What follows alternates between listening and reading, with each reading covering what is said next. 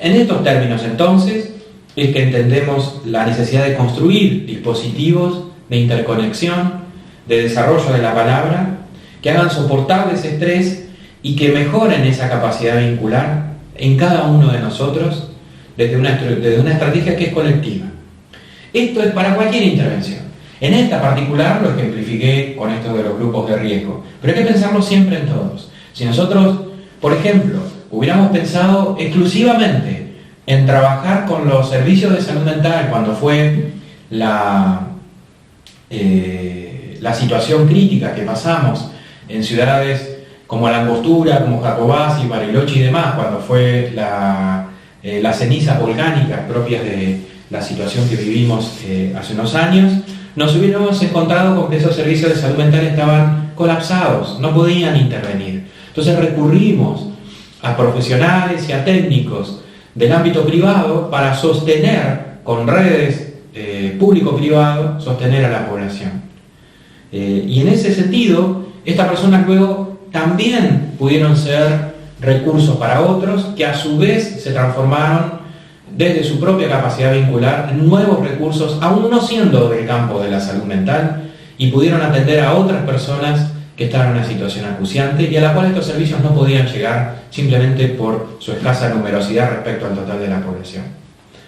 En este sentido, si uno piensa en cada situación crítica, se van a dar circunstancias en las cuales personas que no son del ámbito propio de intervención terminan siendo recursos en otras circunstancias.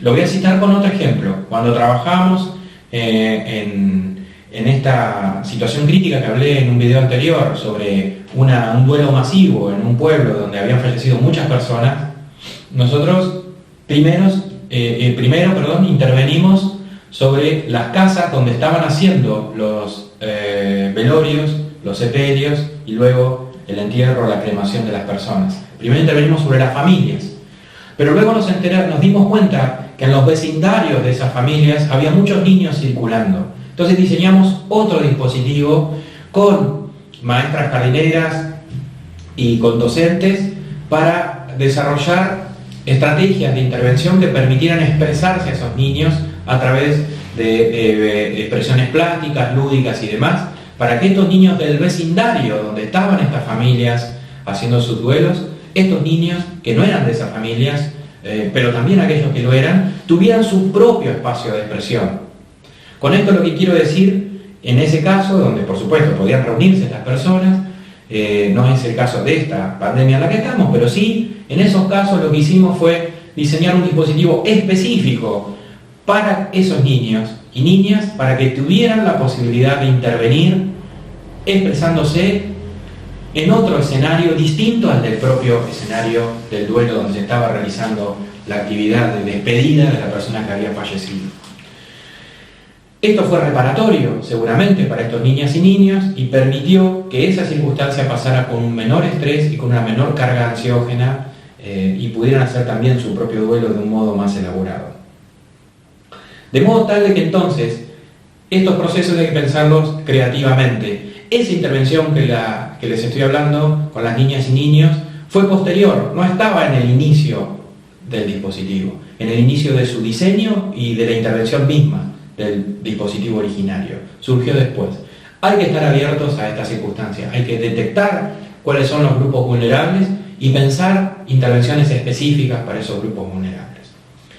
En ese sentido, entonces, es que el proceso de evaluación que vamos a ir haciendo de un dispositivo en el cual se interviene es continuo, es permanente, es cada día. Cada día tenemos que tener un momento en el cual pensamos lo que hicimos, reflexionamos sobre esto y reveemos quiénes han quedado sin atención y la necesitarían.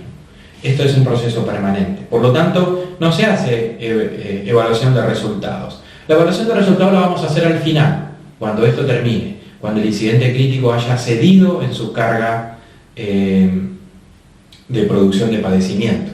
Ahí vamos a hacer la evaluación de resultados. Ahora hacemos la de proceso, es colectiva, es cada día, es hablando, es conversando sobre lo que hemos hecho y cómo nos ha ido. En ese sentido también, eso permite mejorar la soportabilidad del propio estrés, la del equipo que interviene. No dejen nunca, jamás, bajo ninguna circunstancia, de hablar de lo que le pasó al intervenir, mediante llamadas telefónicas, contactos de cualquier tipo. Nunca abandonen la instancia de hablar sobre sus intervenciones. En tercer lugar, también es necesario pensar en las respuestas de los espacios de conducción y liderazgo en el entramado de intervención. A medida que la responsabilidad sobre un dispositivo aumenta, también aumenta la carga de esa responsabilidad, lo que llamamos comúnmente la mochila que llevan las personas. En ese sentido, estas personas particularmente también tienen que tener su espacio de expresión, o yo diría aún más, tienen que tener su espacio de expresión. De modo tal de que hagan un especial hincapié en las personas de mayor responsabilidad, los directores de los servicios, de los hospitales, en este incidente crítico, de todos los escenarios de intervención. Hay que pensar en un abordaje específico de este grupo de personas y acompañarlas y darles contención. Facilitarles la palabra sobre sus propios padecimientos, miedos y demás. Y por último, en la posttarea, lo que llamamos posttarea, es decir, luego de las intervenciones, además de estos espacios que recién hablé, son necesarios espacios donde explicitar los problemas y pensar las circunstancias que dificultaron los dispositivos, para pensar a su vez intervenciones sobre esas dificultades de implementación de los dispositivos. Esto hay que darle un tiempo, hay que contactarse, por eso siempre una intervención psicosocial es intersectorial, es interdisciplinaria y es interinstitucional. Pero quiero hacer foco aquí en lo intersectorial. Ninguna intervención psicosocial puede ser de exclusivo arbitrio del ámbito de lo mental o del ámbito de la salud mental en general. ¿Por qué? Porque para hacer una adecuada intervención en cualquier escenario crítico es necesario trabajar junto a los otros sectores de atención de las necesidades de la población.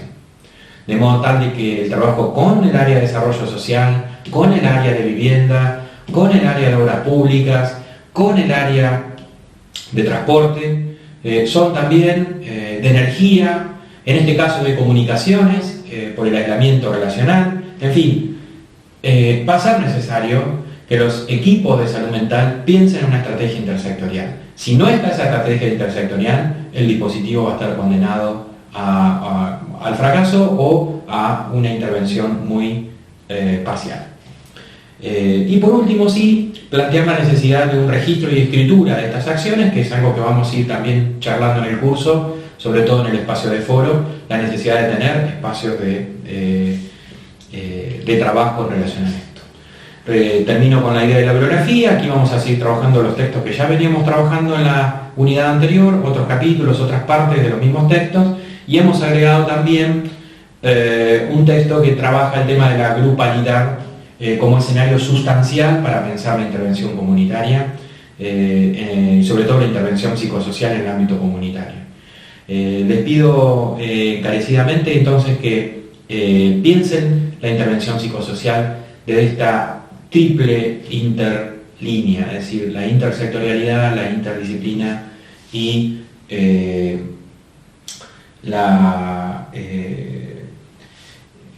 todo aquello que tiene que ver específicamente con la interinstitucionalidad. Las instituciones también colapsan en un incidente crítico. Entonces, la relación entre las mismas les va a permitir también fortalecerlas de algún modo, o al menos suplementarlas cuando ese colapso es absoluto. Aquí el foco va a estar en las instituciones de salud, pero no solo de salud.